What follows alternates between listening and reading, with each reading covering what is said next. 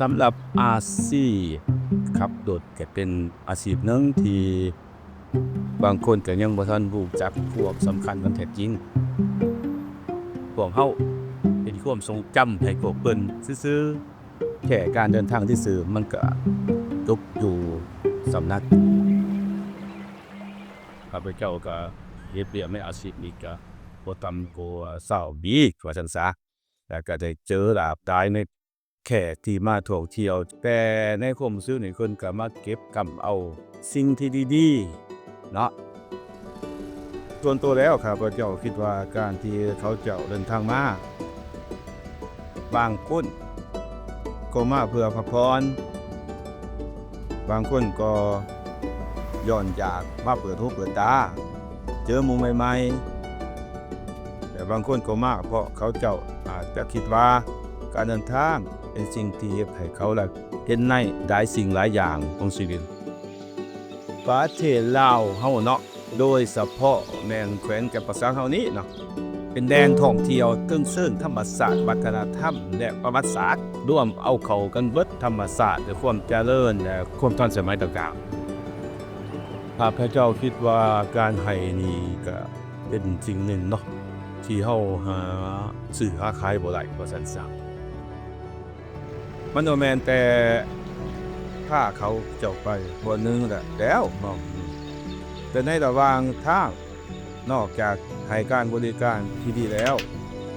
เฮายังได้ให้ประสบการณ์ใหม่ๆกับผู้คนที่เขาเจ้าบ่เคยเจอให้ความสะดวกสบายในการเดินทางแต่ต้นจนจบแต่ที่สำคัญแม่นให้เขามีรอยยิ้ม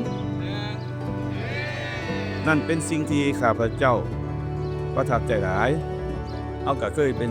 พนักงานครับรถแต่เพิ่นเป็นไกด์มาก่อนเนาะแต่ว่าปัจจุบันนี้ก็ผันมาเป็นอยู่เบื้องหลังเนาะเป็นทีมงานเป็นคนขับเขาเจ้าก็คิดแบบนั้นคือกันครับข้าพเจ้าเขาใส่รถมินิบัสเนาะก็คือรถ25บ่นั่งเนาะเป็นหยังจึงเลือกใส่รถตัวนี้เพราะคิดว่ามันบรรทุกคนได้หลายเนาะใช้เครื่องได้หลายสะดวกสบายแต่เฮาก็อย่าเลือกสิ่งที่ดีๆโดยเฉพาะก็คือรถToyota Coaster เนาะเป็นรถที่มีคุณภาพดีสมรรถนะดีไปได้ทุกบอนแต่สุดท้ายแล้วรถก็เป็นเพียงแต่ส่วนหนึ่งแต่ก็เป็นสิ่งที่สำคัญเพราะเฮายังให้สิ่งดีๆกับลูกค้าตลอดไปบ่ว่าแม่นไผอาชีพใดก็ตามต่างก็มีข้อสำคัญคือกันเฮาต้องเฮ็ดให้ดีที่สุดแต่เฮ็ดในอาชีพนั้นแต่สัตย์ซื่อต่อมันให้ควบสำคัญกับมันข้าพเจ้าเชื่อว่าเนาะการให้สิ่งดีๆไปกับไผก็สร้างเนาะถ้าเอาเฮ็ดดีทำดีแต่สิ่งดีๆเหล่านั้นมันจะกลับมาหาเฮา